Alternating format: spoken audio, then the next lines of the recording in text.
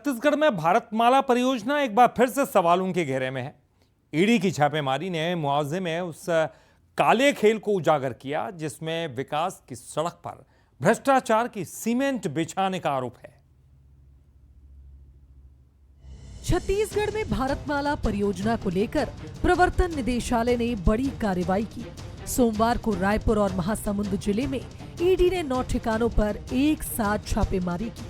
जांच की आंच कई राजस्व अधिकारियों और जमीन कारोबारियों तक पहुंची। आरोप है कि इन अधिकारियों ने भू माफियाओं के साथ मिलकर मुआवजा राशि में बड़ा खेल किया, जिससे सरकार को करोड़ों रुपए का आर्थिक नुकसान हुआ। पीसीसी चीफ दीपक बैज ने आरोप लगाया कि केंद्रीय एजेंसियां केवल छोटी मछलियों पर कार्रवाई कर रही है। उन्होंने ये भी कहा कि इसमें बीजेपी के बड़े नेताओं के नाम भी सामने आ रहे हैं। देखिए, अगर भारतमाला प्रोजेक्ट में मैं समझता हूं सिर्फ छोटी छोटी मछलियों पर कार्रवाई की जा रही है और बड़े मछली अभी भी कार्रवाई से बाहर है। अगर ईडी, सीबीआई या अन्य एजेंसियां अगर ईमानदारी से कार्रवाई करना है तो मुझे लगता है बड़ी मछलियों तक भी उन्हें पहुंचना चाहिए, लेकिन ऐसा नहीं होगा। क्यों? इसलिए क्योंकि इस कार्रवाई से बड़ी मछलियों को दूर रखा गया है। भारतमाला शुरू होने से पहले ही भ्रष्टाचार शुरू। मुआवजा खेल में राजस्व विभाग के अफसरों पर शक, भूमाफियाओं और अधिकारियों की मिली भगत उजागर, बैकडेट में तैयार किए गए जमीन के दस्तावेज, एनएचएआई को देना पड़ा ज्यादा मुआवजा। राजस्व विभाग के मुताबिक मुआवजा था 29.5 करोड़।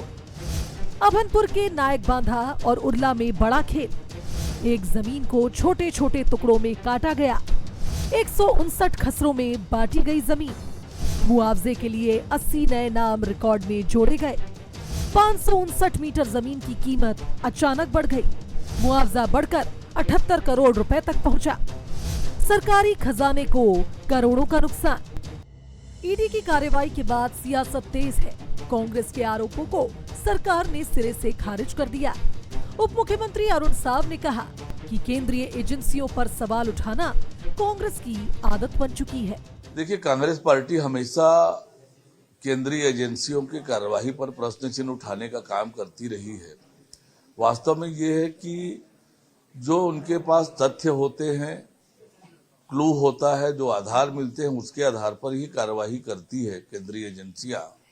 और इसे लेकर राजनीति करना कांग्रेस की आदत में रही है और यह उचित नहीं है। जो तथ्य है उसके आधार पर ईडी कार्यवाही कर रही है। भारतमाला परियोजना पहले से ही सवालों के घेरे में रही। अब ईडी की जांच ने इस मामले को और गंभीर बना दिया है। सवाल यही है कि क्या ईडी की कार्रवाई सच्चाई तक पहुंचेगी? क्या भारतमाला घोटाले में शामिल सभी चेहरे सामने आएंगे? इस पर अब पूरे प्रदेश की नजर टिकी है। शिखर देवांगन, बंसल न्यूज, रायपुर।